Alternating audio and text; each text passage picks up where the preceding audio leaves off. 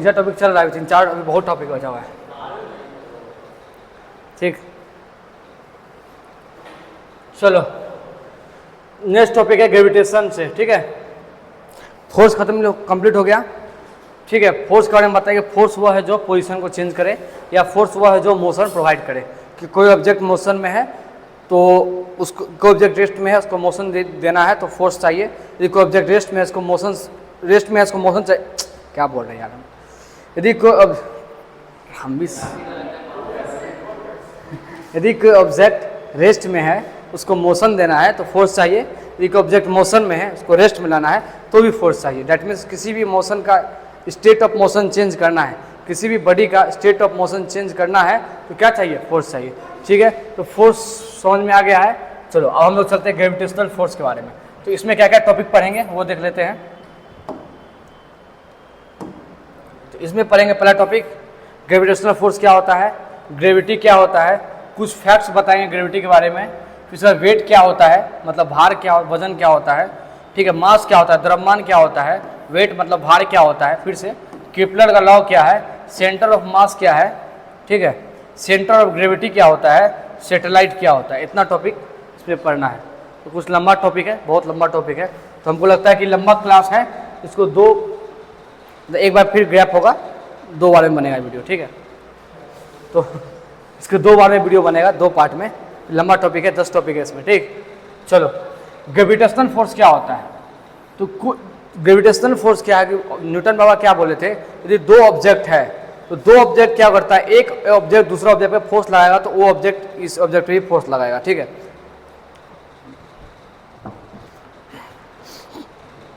हम यहाँ पे लिखेंगे ना बाउंस, ये हैंगे मार जाएगा, इसलिए हम नहीं ज़्यादा लिखें।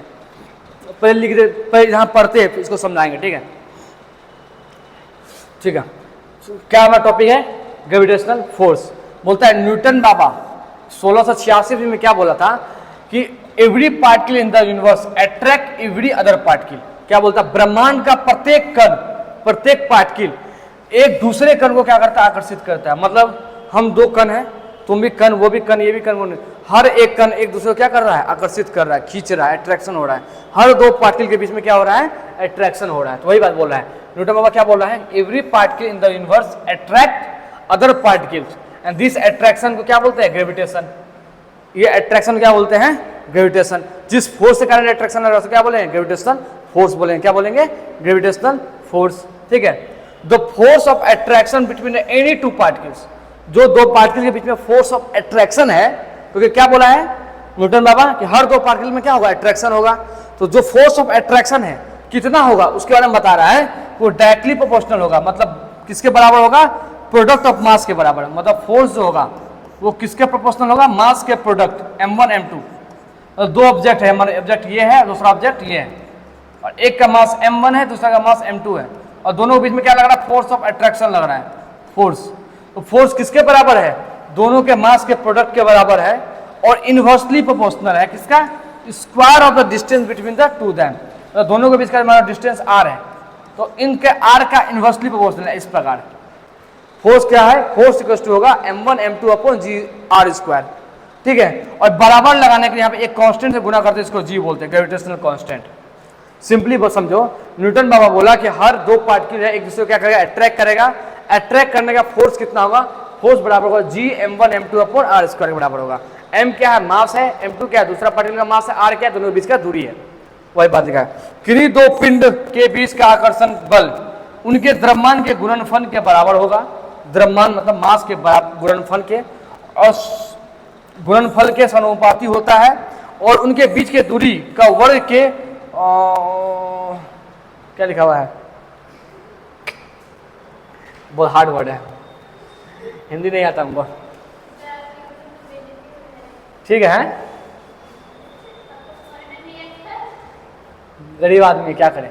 F is the gravitational force between the 2 bodies. ठीक है, यहाँ दो F क्या है तुम्हारे यहाँ पे दिया हुआ है, ये बॉडी A है, ये एक बॉडी है, ये दूसरा बॉडी है, इसका मास m है और इसका मास कैपिटल M है। दोनों के बीच का दूरी कितना r है, तो फोर्स किसके बराबर होगा, फोर्स होगा g, दोनों का मास का प्रोडक्ट डिवाइड बटा दूरी का स्क्वायर, इसके बराबर होगा फोर्स। ठीक है, तो ये आर है। आर क्या है? Distance between the two centre of the body, दोनों बॉडी के सेंटर के बीच का दूरी है। बात क्लियर है? क्लियर है यहाँ तक? ठीक है, यहाँ पे डिस्टेंस आर। तो वही बात लिखा, फोर्स किसके है? मास के प्रोडक्ट का डायरेक्टली प्रोपोर्शनल है, मास के प्रोडक्ट के डायरेक्टली प्रोपोर्शनल, और डिस्टेंस के दूरी है डिस्टेंस के इन्वर्सली प्रोपोर्शनल। दोनों को मिलाएं तो ये m इंटू, यही फॉर्मूला तुम्हारा बन गया जो बताया अभी। जी क्या है यहाँ पे? जी है हमारा gravitational constant, this is the gravitational constant. याद कर लेना 6 × 6 × 10⁻11 newton metre per kg square. 11 होता है ना, है? ठीक है, तो G is the universal constant. G को क्या बोलते हैं? यूनिवर्सल कांस्टेंट बोलते हैं। जी को क्या बोलते हैं?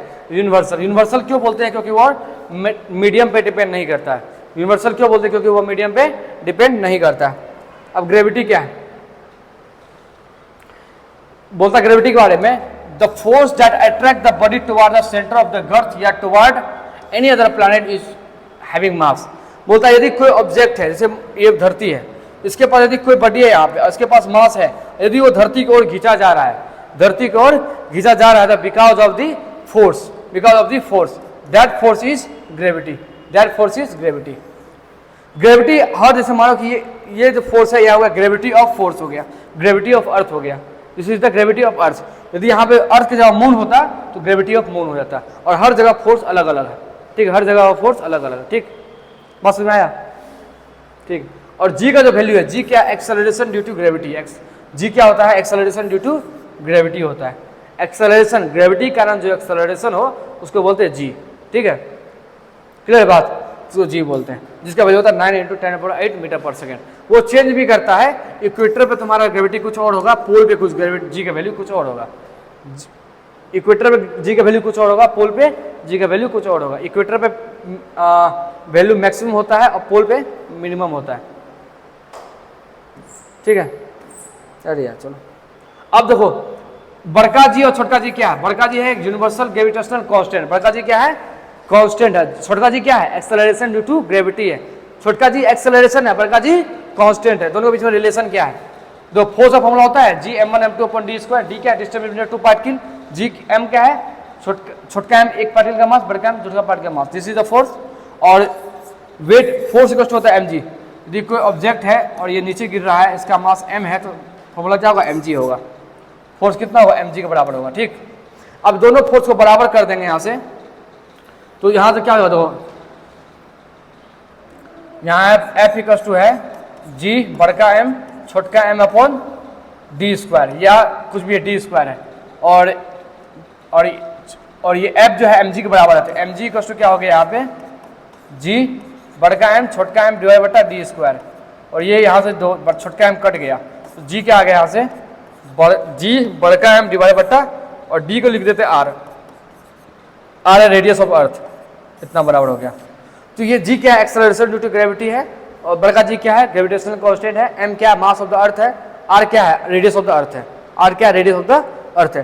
देखो, mass of the earth constant है, R भी कांस्टेंट है, G भी कांस्टेंट है। ये तो सब क्या होगा? कांस्टेंट हो गया। दैट मींस G भी क्या होगा?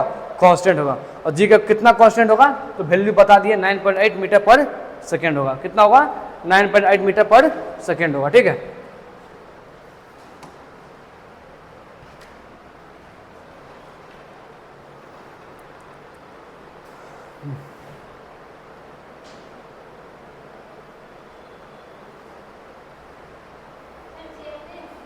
हैं? क्यों ना?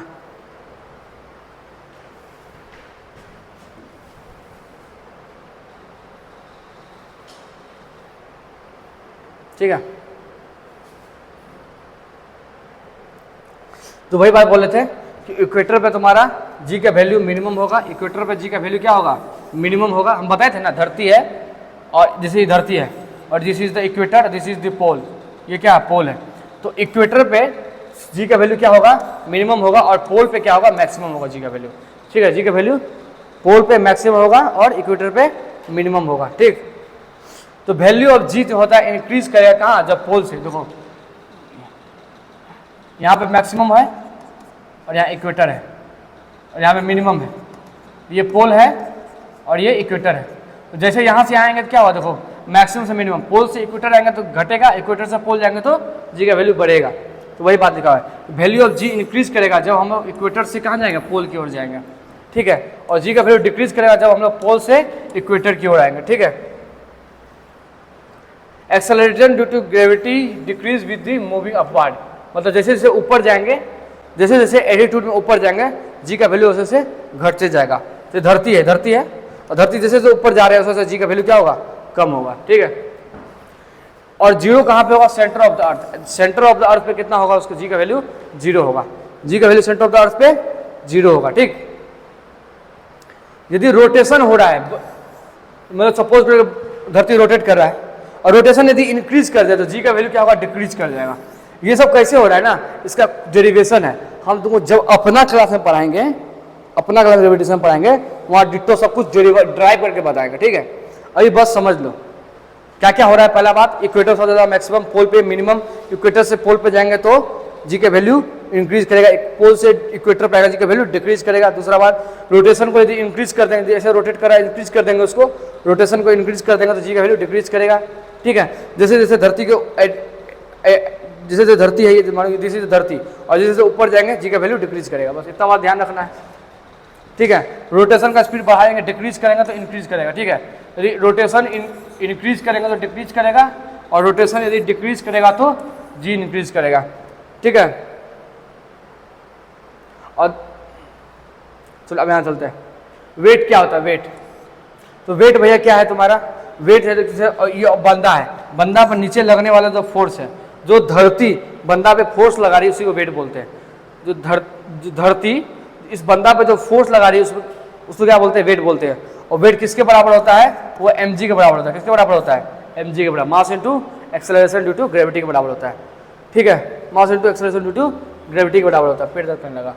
तो देखो, जब एलिवेटर जो लिफ्ट था, जब लिफ्ट जो था रुका हुआ अवस्था में था, तो मान लो इसका वेट, मान लो इसका वेट और मास को भी इक्वेट मान के चलते हैं। मान लेते हैं ये जो मेजरमेंट करेगा ना, वेटिंग मशीन है, ये आया 50 kg। कितना आया है, 50 kg मान लेते हैं। यदि लिफ्ट रुका हुआ तो इसका मेजरमेंट कितना आ रहा है, 50 kg आ रहा है। यदि लिफ्ट क्या हो रहा है, ऊपर जाना शुरू किया, लिफ्ट क्या हो गया, ऊपर जाना शुरू हो गया, तो इसका जो 50 kg वेट था कितना हो जाएगा, 100 kg वेट हो जाएगा। कितना kg हो जाएगा, 100 kg। कब, जब लिफ्ट जी से ऊपर जाए। जो 50 किलो आ रहा था उसका वेट बढ़ के कितना हो जाएगा, 100 किलो। समझा, मतलब जब भी तुम लिफ्ट में चढ़ोगे और लिफ्ट ऊपर जाने लगेगा तो तुम फील करोगे, देखना कि वेट तुम्हारा बढ़ रहा है। क्या फील करोगे, वेट बढ़ रहा है। जो इसका 50 kg वेट था, यदि ऊपर जाएगा, कितना से ऊपर जा रहा है, जी से ऊपर जा रहा है, तो उसका वेट कितना हो जाएगा, 50 kg हो जाएगा। और यदि नीचे आ रहा है तो उसका वेट क्या होगा, घट जाएगा, 0 kg हो जाएगा। कितना हो जाएगा, 0 kg। जब मास 0 हो जाएगा क्या हो जाएगा, मास 0 का क्या मतलब होता है, उस पर लगने वाला वेट 0। वेट 0 मतलब क्या होगा, फ्लोट करेगा वो, उसको लगेगा हम स्पेस में आ गए, ऐसे फ्लोट करने लगेगा। बस समझ आया। जैसे जी से, कंडीशन क्या है, ये जी से नीचे गिरना चाहिए। जब जी से नीचे गिरेगा ना तो धरती छोड़ देगा। जो यहाँ देखो धरती छोड़ दिया है ना, और फ्लोट करने लगेगा, जैसे लगेगा वो ग्रेविटी में आ गया है, ठीक है। बात समझा, समझ आया। 3 कंडीशन बताएं। जब रुका हुआ था तो उसका वेट 50 kg, जब ऊपर जाने लगा, जी से ऊपर जाने लगा तो वेट 100 kg हो गया, नीचे जाने लगा वेट 0 kg हो गया। सिंपली मतलब क्या, यदि कोई लिफ्ट ऊपर जाएगा तुम्हारा वेट बढ़ेगा, यदि कोई लिफ्ट नीचे आएगा तुम्हारा वेट घटेगा। याद रखो, ऊपर जाए बढ़े, नीचे जाए घटे, ऊपर बढ़े नीचे घटे, ऊपर बढ़े नीचे घटे। लिफ्ट से ऊपर जाए वेट बढ़े, लिफ्ट से नीचे आए वेट घटे, लिफ्ट से ऊपर जाए वेट बढ़े, लिफ्ट से नीचे आए वेट घटे, ठीक है। बस अब घट कितना घट सकता है, 0 घट सकता है। बढ़ बढ़ कितना हो सकता है, दुगुना हो सकता है, और भी बढ़ सकता है, और भी बढ़ा देंगे स्पीड तो और बढ़ जाएगा। द्रव्यमान क्या, मास क्या होता है, वेट तो समझ में आ गया। वेट क्या होता है, फोर्स है जो कौन लगा रही है। वेट क्या है, weight is the force exerted by the earth on the body. Weight is the force exerted by the earth on the body. Weight formula क्या होता है वेट का, mass into g, mass into acceleration due to gravity, mg होता है weight का formula. मास क्या होता है, मास होता है मेजरमेंट। मास क्या मेजरमेंट होता है, इनर्शिया। याद है इनर्शिया क्या होता है, इनर्शिया हम बताए थे कि इनर्शिया बताता है कि कोई ऑब्जेक्ट मोशन में आना है ना तो, या रेस्ट में रहना है तो किसके, कौन बताएगा, इनर्शिया के बारे में बताएगा। ऑब्जेक्ट रेस्ट में है, ये कब तक रेस्ट में रहेगा और कितना फोर्स तुमको लगाना पड़ेगा इसमें जो मोशन में आ जाए, इसके बारे में कौन बताता है, इनर्शिया बताता है। तो इनर्शिया मास किस चीज़ का मेजरमेंट करता है? इनर्शिया का मेजरमेंट करता है। ठीक है, हम बताए थे inertia of rest, inertia of motion. Inertia of rest का मतलब यदि ऑब्जेक्ट रेस्ट में है तो हमेशा के लिए रेस्ट में रहेगा। इनर्शिया ऑफ मोशन का मतलब बताए थे यदि ऑब्जेक्ट मोशन में है तो हमेशा के लिए मोशन में ही रहेगा। ये बताए थे, क्लियर है। तो मास के बारे में बताए थे भैया कि ये मास जो है ये तो क्या मेजरमेंट करता है किसका? मीटर के बारे में। और बेसिकली किस चीज़ का मेजरमेंट करता है? ये इनर्शिया का मेजरमेंट करता है। मास किस चीज़ का मेजरमेंट करता है? सवाल पूछेगा, mass is the measurement of, option दे देगा इनर्शिया। तो मानना कैसे? टिक, इनर्शिया टिक मारना। ठीक है, चलो। मास किस पे डिपेंड करता है? तो उस पर कितना एटम लगा हुआ है, क्योंकि तुम्हें पता है हर एक मीटर किससे बना हुआ है? हर एक मीटर बना हुआ है एटम से। किससे बना हुआ है? एटम से। तो जितना ज़्यादा उसमें एटम होगा उतना ज़्यादा उसका मास होगा। सिंपल कहानी, जितना ज़्यादा एटम होगा उतना ज़्यादा उसका मास होगा। ठीक, mass of object is always constant no matter where object is. मतलब बोलता है कि मास जो होता है, देखो वेट, देखो तुम यहाँ पे हो तो तुम्हारा वेट कितना है? और जैसे मानो मेरा मास है 5 kg मान लेते हैं सपोज, तो मेरा वेट हो जाएगा 50 न्यूटन। लेकिन हम चल जाएंगे वहाँ पे मून पे तो हमारा वेट चेंज हो जाएगा, क्योंकि the force exerted by the moon on me is different at moon, और force exerted by the earth, हम पे जो लगा रहा है अर्थ, फोर्स जो लगा रहा है धरती पे, वो डिफरेंट होगा। हर एक प्लैनेट डिफरेंट प्लैनेट पे वेट डिफरेंट होगा। लेकिन ऑब्जेक्ट का जो मास है, मेरे अंदर जितना मास है, जितना एटम है मेरे अंदर, जितना मेरे अंदर एटम है, और उस सारा एटम का जो जितना मास है वो किसी भी प्लैनेट पे रहो सेम ही रहेगा। वही बात लिखा हुआ है कि मास ऑन ऑब्जेक्ट जो होगा हमेशा सेम रहेगा, कभी भी चेंज नहीं होगा। डजंट मैटर तुम कहाँ पे हो, where your object is matter नहीं करेगा। क्लियर है? चलो, वेट का नाम बता दिया। वेट क्या है? बेसिकली फोर्स ऑफ ग्रेविटी है। वेट क्या है? Force of gravity. ग्रेविटी क्या है? Gravity is the force exerted by the earth on the, ठीक है, gravity is the force. Gravity क्या है भैया? Gravity is the force. जैसे ये धरती है भैया और यहाँ ऑब्जेक्ट गिर रहा था, नीचे गिर रहा, किससे गिर रहा है? ग्रेविटी से। एक्सेलरेशन ड्यू टू ग्रेविटी जी है, तो ग्रेविटी से नीचे गिर रहा था। ग्रेविटी क्या है? एक फोर्स है। एग्जिट कौन कर रहा है? अर्थ। तो वेट क्या है? वेट एक फोर्स ऑफ ग्रेविटी है, और किस पे लग रहा है? बॉडी पे लग रहा है। ठीक, वेट क्या है? फोर्स ऑफ ग्रेविटी है, लग किस पे रहा है? बॉडी पे। यह किसी पिंड में लगने वाला गुरुत्वाकर्षण बल का माप है। वेट जो है डिपेंड किस पे करेगा? दो चीज पे, मास पे, हाँ, weight is depend upon same as the weight is, ठीक, वही बात लिखा है। मेस जो है तुम्हारा ना डिपेंड करता है, तो हम बताए थे मास जो है तुम्हारा चेंज नहीं करता है। तुम अर्थ में हो या मून पे हो, सब जगह मास सेम रहेगा, लेकिन वेट तुम्हारा चेंज करेगा। तुम यदि अर्थ पे हो या मून पे हो, वेट अलग अलग होगा। ठीक है, आपका वजन जो होगा चंद्रमा की अपेक्षा, जो यहाँ पे वजन है, पृथ्वी पर आपका वजन चंद्रमा के आपके वजन के समान नहीं होगा। दोनों जगह जो तुम्हारा वजन होगा दोनों अलग अलग आएगा। जब नापोगे ना वेटिंग मशीन में, तो तुम्हारा वेट जो होगा अलग अलग आएगा, चंद्रमा पे अलग आएगा और धरती पे अलग आएगा। ठीक है, वेट का फॉर्मूला क्या होता है? Mass into acceleration due to gravity. Kepler का नियम देखो, किपलर का 3 नियम है। किपलर का 3 नियम, जैसे न्यूटन का 3 नियम था ना, उसमें किपलर का 3 नियम है। पहला नियम क्या बोलता है? फर्स्ट लॉ ऑफ किपलर, जो लॉ ऑफ ऑर्बिट इसको बोलते हैं। ये क्या बोलता है? हर एक प्लैनेट जो है मूव करेगा सन के अराउंड, कैसा? इलिप्टिकल पाथ पे, और सन कहाँ होगा? वन ऑफ द फोकस पे होगा। नहीं समझ में आया सर? सिंपली क्या बोलता है? मान लो ये सन है तो अर्थ ऐसे रोटेट करेगा, ऐसे। ये क्या है ना, इसको बोलते हैं इलिप्स। मैथ में होता है शेप होता है इलिप्स। मैथ में दो मैथ पढ़ोगे ना तो वहां से सर्कल होता है, इलिप्स होता है। सर्कल कैसा होता है? जिसमें दो सर्कल ऐसा होता है, जिसमें यदि हम ऐसा कट दे तो यहाँ पे ये जो है रेडियस के बराबर होता है। जिसमें देखो ये वाला डायमीटर है और ये वाला डायमीटर दोनों बराबर होता है। This is circle. ये सर्कल है ना, पता नहीं बात, सर्कल है, सर्कल है। ये इसकी लंबाई और इसकी लंबाई क्या होगा? बराबर होगा। इसी सर्कल को क्या कर, मार कर थपचा दो, मार को चिपका दो, तो ये आगे निकल जाएगा। देखो इस सर्कल को ऐसे चिपका दिए, इस सर्कल को क्या किए? चिपका दिए। ये जो शेप है इसको बोलते हैं इलिप्स। क्या बोलते हैं? इलिप्स। तो जो धरती है ना इसी शेप पे चलती है, सर्कुलर पाथ पे चलती है। कैसे पे चलती है? इलिप्स पे चलती है। ठीक है, और ये जो यहाँ ये सेंटर था, जो चिपका हो गया ना, तो यहाँ पे 2 को सेंटर टाइप का हो जाता है। यहाँ ऐसा, एक ऐसा, यहाँ पे ऐसा और एक ऐसा। बोलता है कि सन कहाँ रहेगा? इसको बोलते हैं फोकस। अब उतना नहीं समझ में आ रहा तो कोई बात नहीं, बस क्रम याद रख लो। इलिप्स नाम कोई शेप होता है जो सर्कल को पचकाने से बनेगा, और इलिप्स में जैसे सर्कल में एक सेंटर होता था, इसमें 2 फोकस होता है।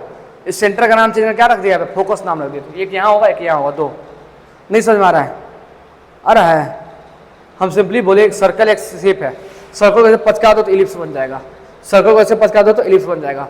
तो यही बोलता है यहाँ पे कि जो प्लानेट है ना वो मूव करेगा किसके, सन के अराउंड, किस फॉर्म में, इलिप्टिकल ऑर्बिट में, मतलब इलिप्स जो पाथ कैसा होगा, इलिप्स के फॉर्म में वो प्राप्त होगा, मतलब सर्कल का चिपका हुआ रूप। ठीक है, बस याद रखना ये। और सन जो होगा किसी एक फोकस पे होगा, या यहाँ पे होगा या यहाँ पे होगा। ठीक है, सेकेंड लॉ क्या होता है, लॉ ऑफ एरियल स्पीड। तो क्या बोलता है लॉ ऑफ एरियल स्पीड, ये तो क्या होता है, सपोज करो कि यहाँ धरती है, कलर सा चेंज करते हैं, यहाँ धरती है और 1 सेकंड में धरती यहाँ आ गई, यहाँ से यहाँ तो मान लेते 1 सेकंड में आई। ठीक है, 1 सेकंड में धरती यहाँ, ये धरती है, यहाँ से यहाँ पहुँच गई।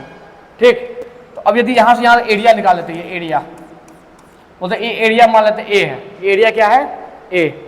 तो अब जो धरती यदि यहाँ से यहाँ आएगी, यहाँ से यहाँ तक 1 सेकंड में आई है, तो ये एरिया भी ए है। तो ये जितना ये एरिया होगी ना उतना यही एरिया होगा, दोनों का एरिया बराबर होगा। अब तुम सिंपली समझो, लंबाई ज्यादा है, दोनों का लंबाई क्या है, ज्यादा है। इसका एरिया मान लेते हैं 10 है, इसका भी एरिया 10 है, तो ये लंबाई ज्यादा होगा, ये लंबाई ज्यादा होगा। बोले बता दो, नहीं समझ में आ रहा बात, हम दो क्या बोल रहे हैं। जैसे तो ये है, ये हो गया तुम्हारा सन है यहाँ पे, और जो धरती यहाँ से यहाँ तक आती है कुछ समय टी पे, टी का तो मान लेते हैं 1 सेकंड, अपने मन से मान लेते हैं 1 सेकंड। तो अब देखो यहाँ से जब धरती यहाँ पे आई थी उस समय एरिया कितना यहाँ पे शिफ्ट की थी, यहाँ से यहाँ तक एरिया, ये एरिया बताना है, ये एरिया। तो ये एरिया बताओ, कुछ हो गया मानो ये। अब जो सेम यदि ऐसा बना देंगे तो क्या ये दोनों एरिया सेम होगा, क्या ये दोनों एरिया सेम होगा। तो इसका एरिया को सेम करना तो थोड़ा बड़ा करना पड़ेगा ना, इसको थोड़ा बड़ा बनाना पड़ेगा इसका, तब ना एरिया सेम होगा। तो अब देखो, अब ये देखो दोनों लगभग एरिया सेम है, ये लगभग दोनों एरिया सेम है? सेकेंड लॉ यही बोलता है कि दोनों का एरिया सेम होगा। सेकेंड लॉ क्या बोलता है, दोनों का एरिया सेकेंड होगा। और यहाँ से यहाँ जाने में जितना लगा 1 सेकेंड, यहाँ से यहाँ आने में भी 1 सेकेंड लगेगा। अब बताओ, एक बार बताओ, यहाँ से यहाँ आने में 1 सेकेंड लगा, यहाँ से यहाँ आने में 1 सेकेंड लगा, इसको बोलते 1 है। मार गया क्या, गाली देने का मन करता है साला, एकदम मूड ऑफ कर दिया, और सब मिट गया होगा। ओ हाँ है, ठीक है। अब जो इसका एरिया को बड़ा करना तो थोड़ा सा इसको और बड़ा कर देंगे। मैया तो गाली, ठीक है। अब यहाँ से यहाँ कर दिए, अब थोड़ा एरिया ऐसे हो गया ये। अब दोनों का एरिया बराबर है, इसका एरिया ए है, इसका भी एरिया ए है, दोनों का एरिया क्या है, बराबर है। दोनों का एरिया बराबर है, यहाँ से यहाँ आने में और यहाँ से यहाँ आने में दोनों का समय बराबर लग रहा है। अब बताओ, दोनों का एरिया सेम है, यहाँ से यहाँ आने में। ये बताओ, ये बताओ, ये बात बताओ, तुम जो पूछ रहे हो बताओ, क्या पूछ रहे हैं, ये वाला बताओ, ये और ये कौन बड़ा होगा, एक बड़ा होगा या 2 बड़ा होगा, है 1, एक बड़ा होगा। अरे भाई साहब, सपोज करो कि इसका मान लेते 10 मीटर स्क्वायर एरिया है, इसका मान लेते 10 मीटर स्क्वायर एरिया है, ठीक है, मान लेते, ठीक, दोनों का एरिया बराबर है। अब मान लेते ये 10 है, ठीक है, तो अब हम कुछ ये 10 है मान लेते हैं, और ये भी तुम्हारा कितना है, ये भी तुम्हारा 10 है, ठीक है। तो आप सिंपली बताओ, ये 10 नहीं है, ये 10 नहीं, मिट गया। जो फोटोज दिखा रहे तुम ज़्यादा क्लियर हो, फोटो नहीं है क्या,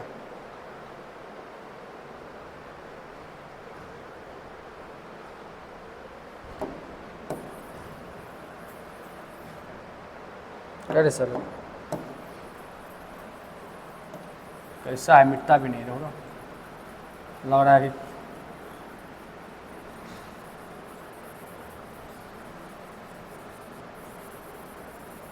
तुम्हारे पास कॉमन सेंस नहीं है, पता है, कॉमन सेंस की कमी है। देखो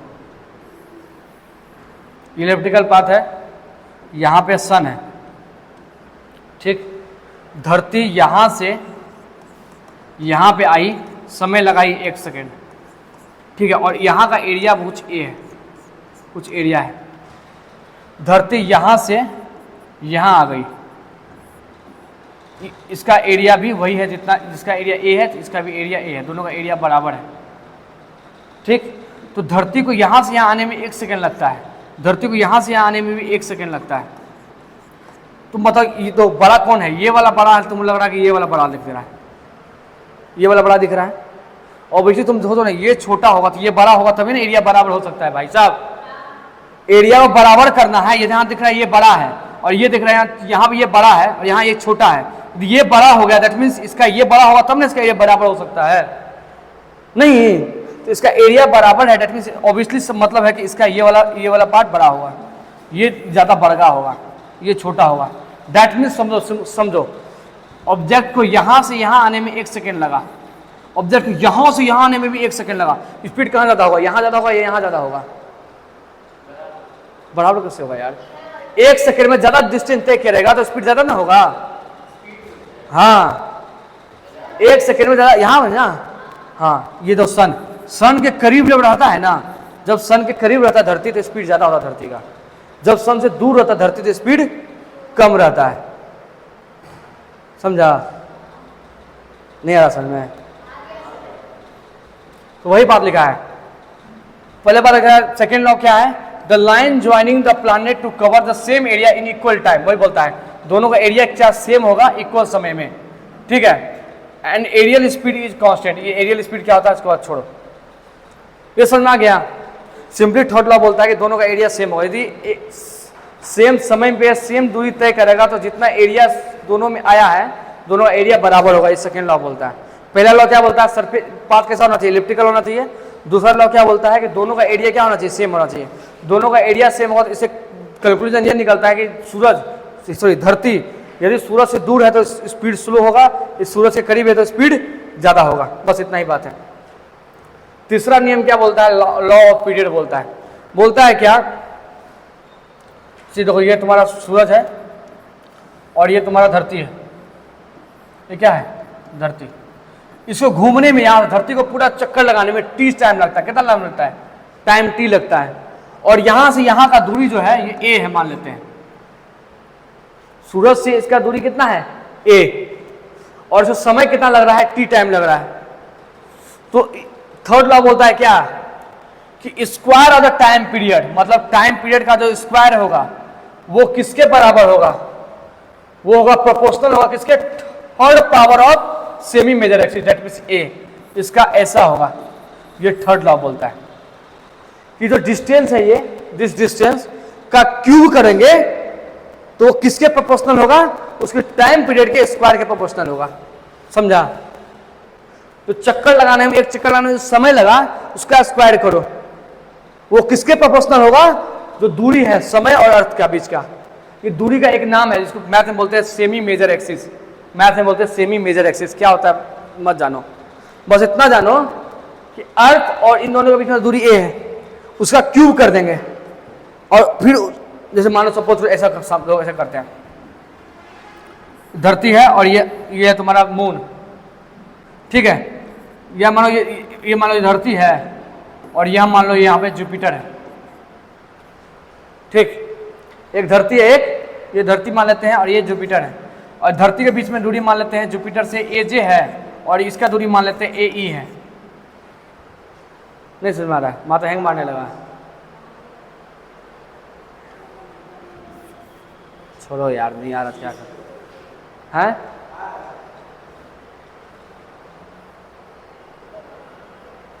हैंग मार गया। आप पीछे देखो ना, माथा पीट रही है अपना।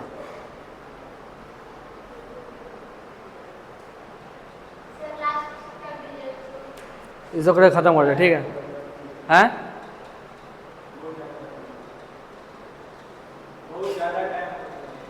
बहुत ज़्यादा टाइम हो गया, ठीक,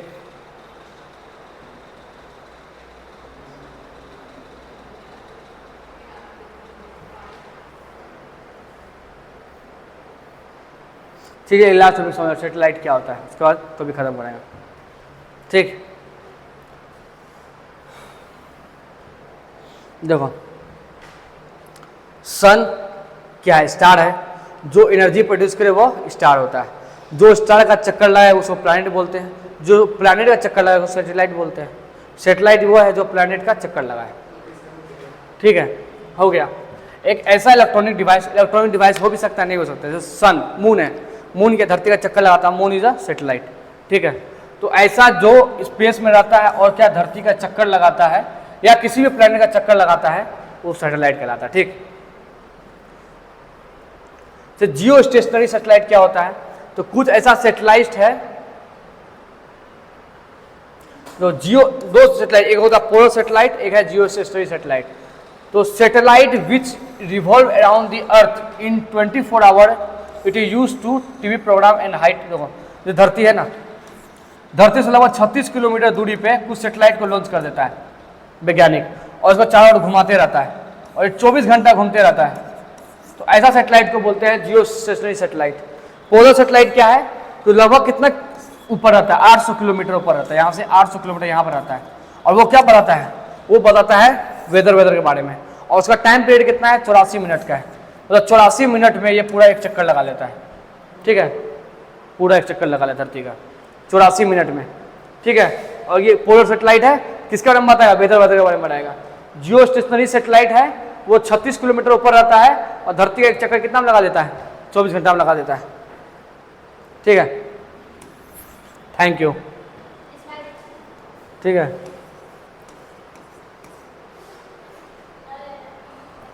ठीक है, एक और क्लास करोगे तो बोलो, थोड़ा बचा हुआ ग्रेविटेशन को खत्म कर देते हैं। तुम जा भाव